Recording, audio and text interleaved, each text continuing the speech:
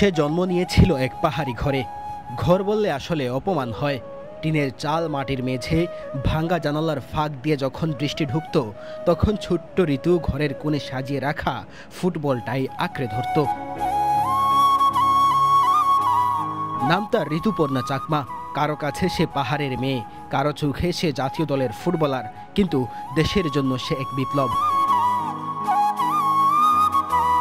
বাবা মা চেয়েছিলেন মেয়ে পড়াশোনা করুক, সংসার সামলাক, কিন্তু ঋতুর চোখে ফুটবলই ছিল পৃথিবী।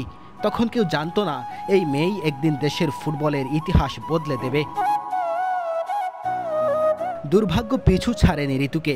বাবা মারা গেলেন এক দুর্ঘটনায়। এরপর 2022 সালে ভাইয়ের মৃত্যু। একে একে ভেঙে পড়ে সংসার। মা অসুস্থ, তবুও ঋতু তার লক্ষ্য থেকে একটি বারের জন্য পিছু হাঁটেননি। 2024 সালে আবারও যখন সাফ চ্যাম্পিয়ন হয়ে দেশে ফেরত আসে বাংলাদেশ নারী ফুটবল দল, এরপর কোচের সাথে দ্বন্দ্বে সমালোচিত হন। তবে বিদ্রোহ করার পরও পিছু হাঁটেননি। কঠোর অনুশীলন, নীরব লড়াইয়ের পর সেই কোচই আবার তাকে ডাকেন দলে, এবং এইবার ঋতু ফিরলেন অন্যরকম রূপে। 2025 সালে এশিয়ান কাপ বাছাইয়ের ম্যাচ খেলতে মায়ানমার যায় নারী দল। বিদ্রোহ করা ঋতুপর্ণা সেই বাছাইয়ে নিজেকে প্রমাণ করলেন। একের পর এক গোলের বন্যায় ভাসিয়েছেন প্রতিপক্ষকে, আর সেই সাথে প্রথমবারের মতো এশিয়ান কাপে খেলার যোগ্যতা অর্জন করে বাংলাদেশ। এমনকি বাংলাদেশের সামনে হাতছানি দিচ্ছে অলিম্পিক এবং বিশ্বকাপে অংশগ্রহণের। ঋতুপর্ণা চাকমার খেলা মুগ্ধতা ছড়িয়েছে সবার মাঝে।